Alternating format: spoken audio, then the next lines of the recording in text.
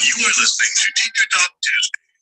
Dr. Yvonne, author of and countless other educational materials. This podcast is a safe place for teachers to share their incredible stories, struggles, and triumphs.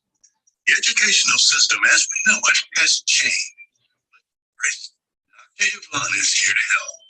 Now, your host,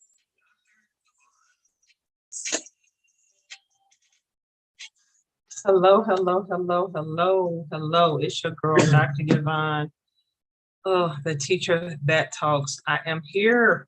Yes, I'm here with you on Instagram. I am on YouTube, and I am on my Zoom. I hope y'all can hear me. Y'all can see me. And it is going down. I'm not going to be before you long. What's going on? I see it. Okay, it's coming. It's a delay everywhere else. It's a delay, y'all. Forgive me. It's a delay. It's a delay. Yeah, so I am here. I am grateful that you all are here with me, watching with me. Got it. Oh. I'm recording. I'm sorry. Let me start this over. I am not recording. I need to record, y'all. I need to record.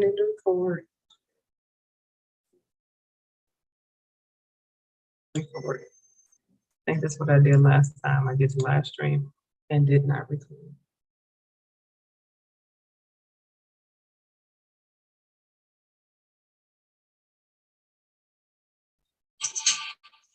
You're listening to Teacher Talk Tuesdays with Dr. Yvonne, author of Look Who's Talking and countless other educational materials. This podcast is a safe place for teachers to share their incredible stories, struggles, and triumphs. The educational system as we know it has changed. Dr. Yvonne is here to help. Now, here's your host, Dr. Yvonne. All right, y'all. Thank you for joining me. Thank you for being here. It's your girl, Dr. Yvonne. I am here for Teacher Talk Tuesday.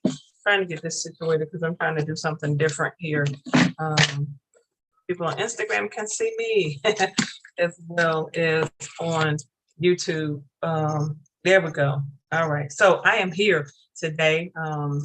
Teacher Talk Tuesday. I'm your girl, Dr. Yvonne, with another podcast. And this one is entitled Communication.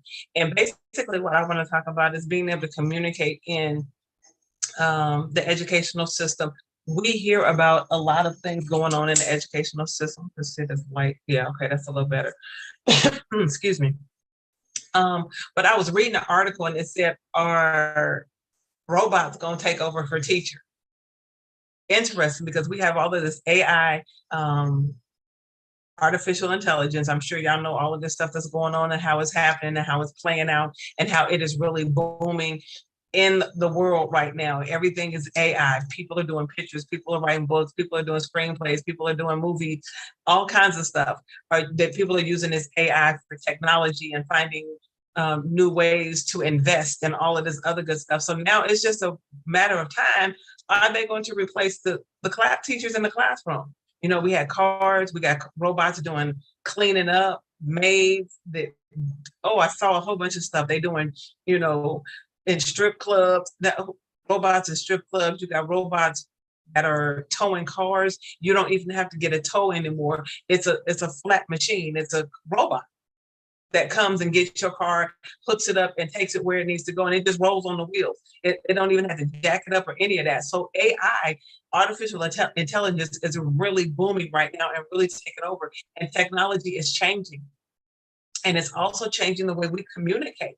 Because even still, we're in the classroom, and I just noticed, as years have gone by, that there's less communication, there's less one-on-one, there's less personal communication with people, because everyone is either sending a text message or they're sending an email, or you're getting a video.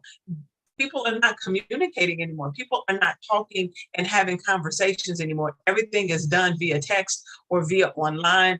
Even trying to find procedures. Oh, it's online in this folder. It's online in that folder. It's here. It's there. But people are not communicating. How come we can't just sit down and have a conversation about procedures and policies? How come we can't just sit down and have a conversation about, behaviors and discipline? Everything has to be done on a computer. Everything has to be done online. We talked about the pandemic and everything being online with the school and kids not getting on and people not knowing what to do. We had teams that became very popular. People started doing teams with schools and having sessions that way, having staff meetings during teams and on teams, or having Zooms or webinars. All of this technology became really popular during the pandemic. But what has changed? Not a whole lot has changed since the pandemic, because people still aren't communicating. People are still not talking. People are still not figuring out how to communicate with one another. And it's creating a problem because people don't know how to communicate. We find it hard that we want people to communicate and we want to be social. We talk about social media, but really how social is social media? You're not communicating with people, you're texting. You don't know these people. Just like y'all don't know me. I'm not a robot, trust me. I'm not. I'm here. I'm real. It's virtual, but I would love for people to come in and chat with me, have a talk with me, and be able to come back and go back and forth on something and have a conversation. We don't do that anymore. People don't have conversations anymore. It's just a matter of, I typed it, I sent it. People misconstrue communication through text and emails, because basically what you're reading is what you perceive. How you read it is based on how you perceive it when you're reading it. But it may not be what that person is thinking. That may not be how that person is feeling. That may not be how that person wanted that to come off. But if that's the only way you communicate, and you don't get to know people, you don't get to know emotions, you don't get to see body language, you can misconstrue a whole lot of things and mess up a whole lot of stuff. And we have to understand and realize that we're human beings. We have feelings, we have emotions, and we need those to be catered to in order to have good communication. So many times, I can write a letter or send a note, even with my son. We send text messages and I can say something and he'll be like, oh, that was rude. And I'm like, how was that rude? If you were having a conversation with me and we were speaking face to face, it wouldn't have seemed like it was rude, because it would have been in context. But when you're reading something and you're thinking of how to respond to another text, all of the feeling and everything is taken out of that. So it's just based on whatever you conceive and whatever you construe to see or want to hear within that message. Sometimes we talk about the Bible being taken out of context. They've been doing that for the longest. That's been going on for a long time. So now we really have things that are being taken out of context. Why? Because people are not communicating anymore. People are not face to face. People are not face to face, and people don't have those face to face communications anymore. It's all via text. It's all via email. And then when you do see the person face to face, it's oh, hey, yeah, no, I didn't mean it like that, and things are different. But why can't we have those type of meetings together and have those type of meetings to be able to work those things out before it gets misconstrued? But people, you can send an email and you can ruin a person's career. You can leave a voicemail message and end a person's career just because the other person didn't have the time to be able to converse back and forth with you, to be able to work out the details of what that conversation really needed to be like. It's a one-sided conversation when you send a text message. It's just what you have to say at that point in time, and people don't have a chance to say it. And when you get in the heat of the moment and you send out an email or you send out a text message in the heat of the moment because you haven't had time to sit down and talk to that person or think it through, it can be detrimental. It could be damaging because we don't have the sensitivity and the feelings that need to go into a communication when you're talking to someone. When you don't see what it is that they're going through, when you don't see the frustration that they have, when you don't understand what is really happening with them, you're just getting it one-sided. So you respond to one side. And then by the time you get the rebuttal and you get the response back, it's too late. The damage is already done. But we have to learn how to be able to stop and say, okay, you know what? We're not going to keep going back and forth. Can I meet you? Or call and talk on the telephone. Have that conversation. I had a conversation with a parent today, a couple of parents that were really cool. And it was like, well, you know what? I'm glad you called me because I had been meaning to talk to you and find out, what's going on with my child and their grades. And, they're not failing, but I saw them slip. So what you're calling me about now, is that some of the reasons why their grade is probably slipped? And I'm like, yeah, it probably is, because I try to give kids a chance. I try to give them the benefit of the doubt because we've gone through a lot of changes. The students I'm dealing with have gone through a lot of changes. So we're trying to work through some things to see if we can't make it work. Everybody's had to adjust. I've had to adjust. I've had to make some changes in the way I did things. I taught middle school for 18 years. 18 years with middle school students. These kids are getting ready to go to high school. Now I'm dealing with fourth graders. Oh my goodness. And when I tell you my nurturing side for that age group was gone. I had to regroup. I had to rethink. I had to redo some things. I had to step back and take a look at me and see what is it that's going wrong. And I'm like, okay, I even talked to my son. He was like, well, Mom, you can be kind of harsh. Okay, let me change that up.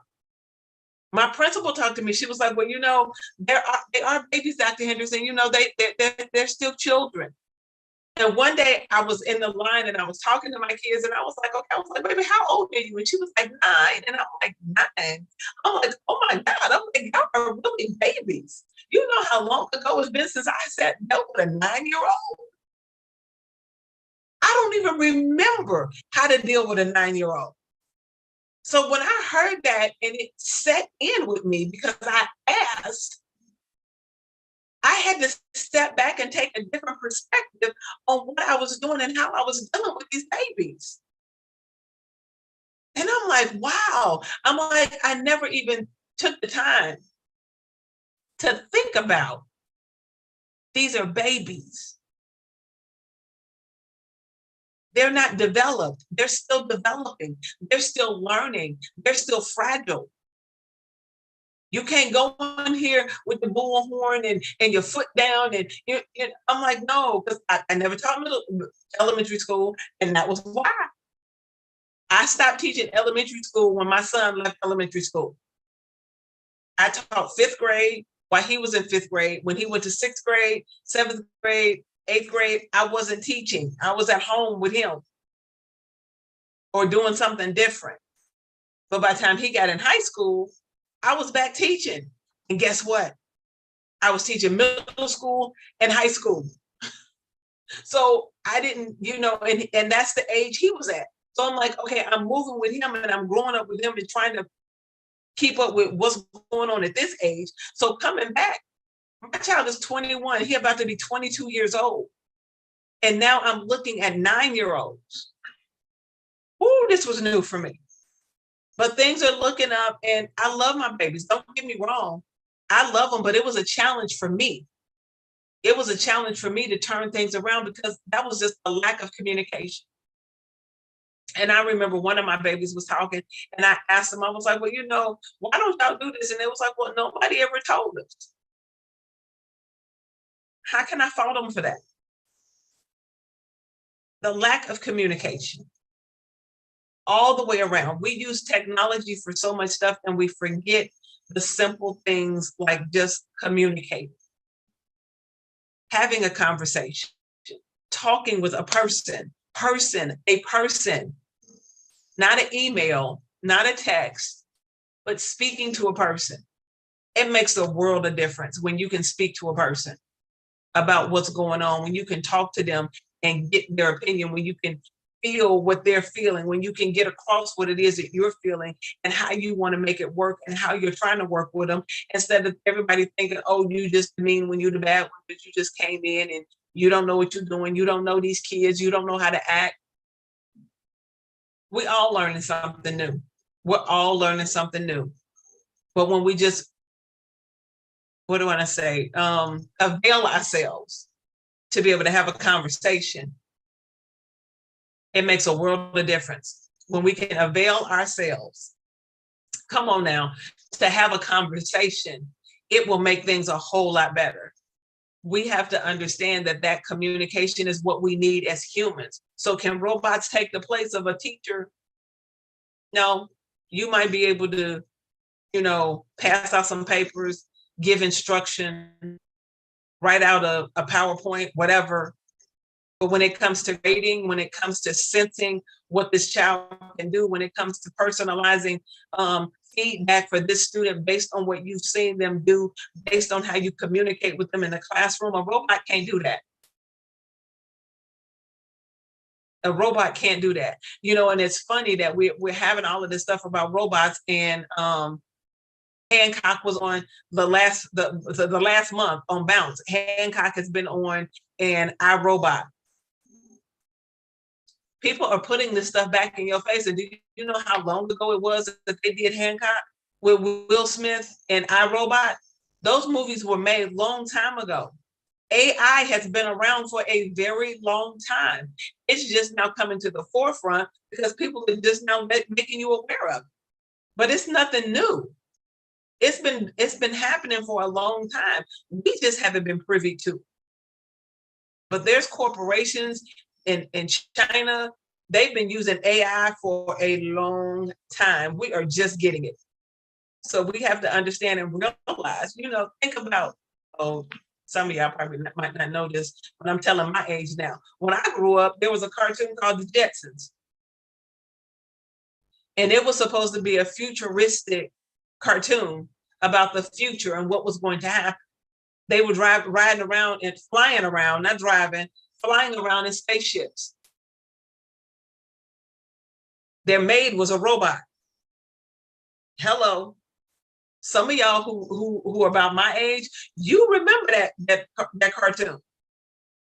Meet the Jetsons. They put stuff in the microwave and the whole meal pop up and come out. Didn't have to do a whole lot. The maid did most of it, and it was a robot. She pulled out his shoes, pulled out the bed, pulled out, fixed his coffee, gave him a cigarette in his mouth, all of that stuff. Made you wonder what was his wife for. But these are the things that we're looking at now, and they're becoming more and more prevalent. And we have to be careful with the stuff that we see. I mean, look at the digital games. They're so realistic now. You can't tell the fake from the real. If you're really watching a game or if you're watching a video game. That's how real it is now. Technology and AI has grown by leaps and bounds. So it's only a matter of a time. Like they said, you may have some robots in the classroom to be assistants. Okay, but now you still putting somebody out of a job if they can come in and be your assistant. If they can come in and make the copies, if they can answer the phones, if they can push the buzzer to let people in the building. You're going to replace some people's jobs. Maybe not teachers, but some people are going to lose their jobs to a robot. You got some hotels already that have robots that are maids, that are cleaning up, taking jobs away from people. So we need to be careful of how we communicate and what we do, because it's going to come to a point where we may not have the opportunity to talk to one another because we're going to be replaced with robots. And that's the way it feels sometimes, that we're so caught up in, that you make you feel like a robot. Do this, do that, do this, do that. Go here, go here, go here, go there. I can't do all of that. I'm only one person. But if you get a robot and you program them to do all of that, you don't need me. But I guarantee you they won't be able to put the feeling in it that I can. And that's what the piece that'll be missing if you decide that you want to go with a robot. You're going to be missing out on the feeling, the connection, the building the rapport, understanding the community. Some things a robot can't do. But in doing those things, we need to make sure that we leave room for our teachers to be able to breathe. We need to be able to leave room for them to be able to come together and breathe a little bit. Stop piling so much stuff on them. Email after email, do this, do that. We got to do this. We got to do that. Where's this at? We doing this. And I'm telling you, I'm going to be brutally honest. I've missed some emails. I try to keep up with them. But once I get started in the classroom, I don't have time to go back and check the email. My day is constantly moving and constantly busy because I have students all day. I get one break, a planning period, and I don't get to plan on that because I'm usually in a meeting somewhere. So when are we going to have time to do what we need to do? Robots can do that. They're not going to get tired. They can run to all of these meetings and go back and forth and do this and do that and make copies and still sit down and plug out and spew out a lesson plan. But humans don't have that capability. Humans shut down after a while. Humans get tired. Humans get weary. Humans get weak. So we have to realize that when we are putting all of these demands on teachers, you're going to break them. We have such a large turnover for teachers. I'm looking at so many school districts that are looking for teachers. How is it that we are still looking for teachers? Because once teachers get in there, they get into the classrooms, they get into the buildings. Now they're burnt out because they've worked overtime. They're working over and over and over. They're doing multiple jobs. Teachers are always doing multiple jobs anyway. We serve social workers, behavior discipline, restorative justice, mediators. We're doing everything. Nurses, psychologists.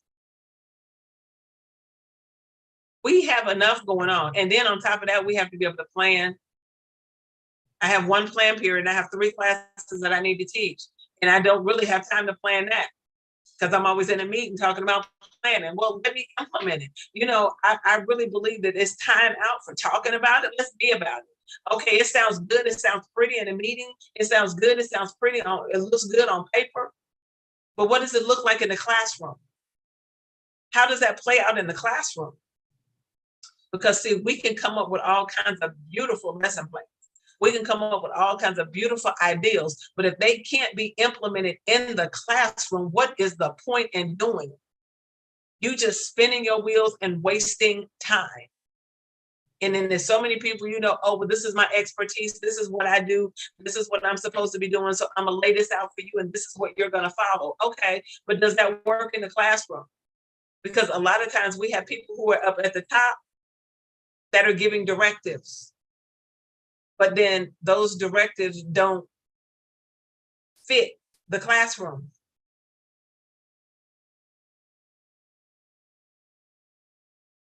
Those directives don't fit the classroom. Sometimes the kids are not capable of being able to do all of that. The pacing. Where do we get our pacing guides from? Who sets up these pacing guides? The person that's setting up the pacing guides, what was the last time you've been in the classroom? When was the last time you've been in the classroom to see if this pace is going to work?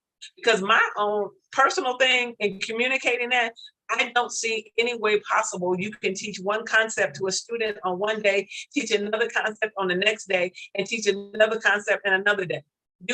All of these concepts, when are they going to master it? This is the reason why we're constantly teaching to the test when it comes down for standardized tests, because we're not teaching them for mastery, we're teaching them to the test. Some concepts take longer than a day. You know, we just started with a 5-paragraph essay. I've been doing English for a long time, and it takes longer than a couple of days to write a 5-paragraph essay. You know, we want to make it sound cute, but like, okay, we're going to get a topic, and then we're going to come up with our 3 points. We're going to take our claim, and then we're going to do our rough draft. We're going to do our research. We're going to write our paper. You're talking about a 4th grader. I know some adults that can't do that quick. And you want this to turn around in a week, 2 weeks? We are still working on that. This is a new concept that is being introduced because we haven't been teaching this type of writing all year. I know I haven't because I haven't been there all year. I've only been there since December. I mean, and honestly, January. Because in December, when I got hired in November and December, that semester was almost up. I was just going in trying to fix stuff that they didn't have done. I didn't really start teaching until January. And I'm seeing and learning that there's some deficits that are there that I can't just overlook, that I have to teach to, that I have to fix. Because you can't build on a broken foundation. So that wasn't communicated. I mean, there's things that are backwards, things that are not in place, things are not in line. And when you have a long-term sub in a classroom who's not certified, and they're just there doing whatever you give them to do, how much thought is really put into that? How much are the students really getting out of that lesson? What are they really retaining? So then you get a certified teacher that has to come in and try to reel it all in. Now the kids have said, well, we didn't have to do all that work before. We didn't have to do all that work before. Well, they weren't a certified teacher and they really didn't know what all you needed to do. They were just doing the bare minimum of what they asked them to do. And that's what they did. I'm not faulting them.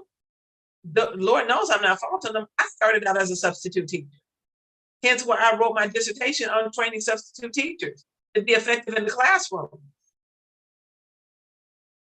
Got the dissertation to prove it, and the workbook and textbook curriculum to prove it as well. That's already published now on Amazon. Now I'm looking to be able to go into classroom in the school districts and be able to show them how to train your substitute teachers where they can be effective. We shouldn't just have people coming in the classrooms just to sit there as a warm body. The learning process should continue to take place. They say they want highly qualified teachers, but yet you can get a substitute teacher that's not qualified at all to take my place. Only in the educational system can we do this. If a doctor is called out of town, if a doctor is on vacation, they don't go out and get a cook to come in to replace him until he returns. They get another doctor with the same caliber, with the same credentials to be able to take over his jobs and his patients until he returns. A fireman, when a fireman takes off work and he gets hurt or whatever, and he's no longer on the job, they don't go out and call a janitor to come in and be the fireman. They get another fireman to handle that shift. Someone who's capable of being able to put out the fires and handle the emergency of the situation at hand. They're not going to have somebody in there that doesn't have a clue. Oh, well, just tell me what to do and I'll follow your directions and I hope I get it right. They're not doing that. And then you have police officers, a lawyer. When they go on leave or they go on vacation, they get other police officers to take their place and other lawyers. They're not going out and getting, basketball players or, basketball coaches to come in and be lawyers or police officers. So why is it when it comes to dealing with education and we talk about communicating? I'm talking about communicating. If we really want to communicate, I'm communicating now to districts. I hope you can hear me. I hope there's some administrators that come on here, some board members that listen to this. How is it humanly possible that you can replace a certified teacher that you send through the ringer to get certified to teach these students, but then when they're out, you can get someone who is incapable of coming in and continuing the learning process and think it's okay for them to sit in there in the classroom and do that. Where is the problem? That is the communication gap right there that needs to be fixed. We need to have subs who are trained and capable of carrying on the classroom when needed. My thing is I want to get to a point where I can have my own subs trained and have them trained in certain areas. So if you need a math teacher, I'm gonna send you a sub that's trained in math that can carry on the math lesson in that classroom, and they're not losing anything, they're not missing a beat.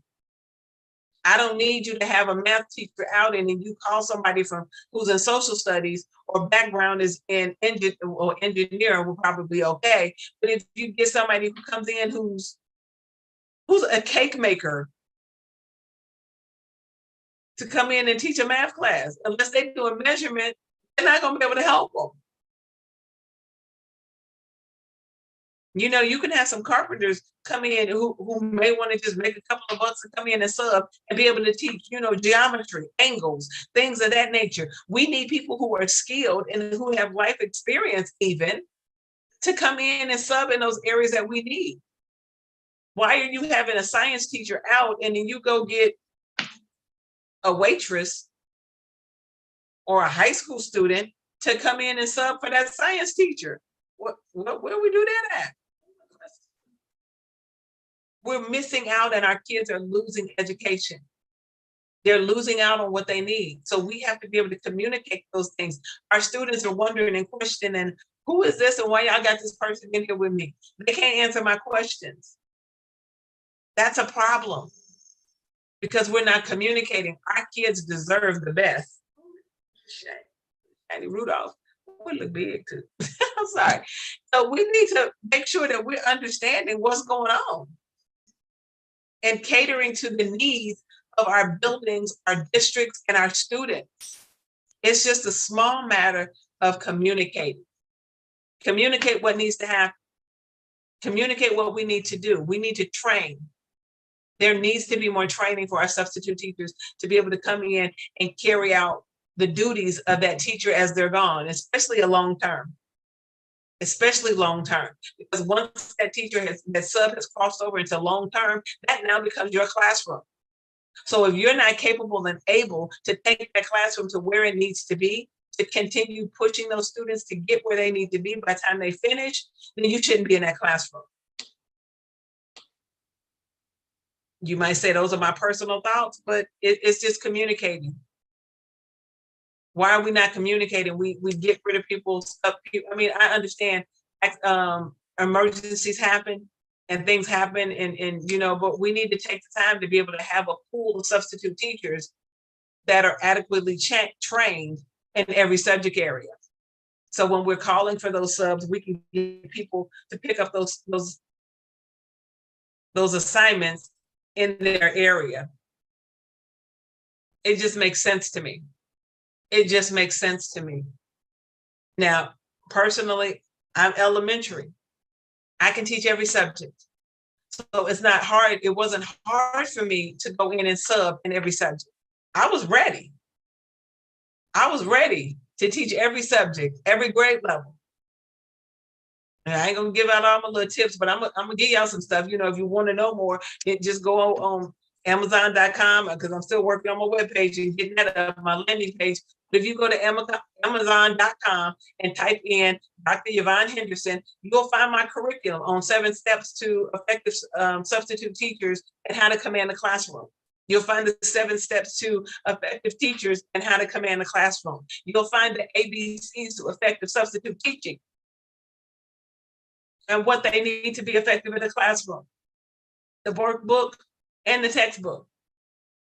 The textbook is about 80 pages long. The workbook is 150. It gives you a layout of what you need to do, how you need to set up your class, how you need to communicate with people. It's all about communicating. It's like a workbook journal for substitute teachers. Go over there and grab you one. Look at it, see what you need to do. Line up with it, get it aligned with it. You know, when I went and subbed, I had a satchel. I had something for every grade level in it, for every grade level and every subject. So if I went into a classroom, I didn't have to worry about kids not having anything to do or trying to pull the wool over your eyes saying, oh, we did that already. Been there, done that. Then let's do something else. Let's continue the education. Hello, hello. Don't let them sit there and be idle and say, oh, they didn't do nothing, and you sit on your phone all day. Before, when I wrote my dissertation, it was worried about people sitting there on their phones, not their phones, but reading the newspaper and reading a book. Now they don't have that. We got people on their phones, on the computers, scrolling through social media, checking out their TikTok, their Facebook page, and their email. Kids are just sitting there doing whatever. A lack of communication. We need people in there that can communicate and continue the educational process. But we need to be able to voice that as teachers. We need to be heard. Administrators, from the buildings up to the district office, need to hear the cry of their teachers. Why is it that we can't be sick? Why is it that we refuse to stay home when we don't feel well? Because we know that the replacement is not adequate. We don't want to miss because we don't want our kids to miss out on anything. But it shouldn't be that way. We should be able to miss and do whatever we need to do for our own personal health, our families, what have you, and know that it'll be somebody that will come in my classroom and can handle it and keep the education process moving. They can pick up where I left off, and when I get back, I can pick up where they left off and keep moving. But 9 times out of 10, when a sub comes in and you got to go back and you got to reteach, that's a lot of reteaching when you've had a long-term sub.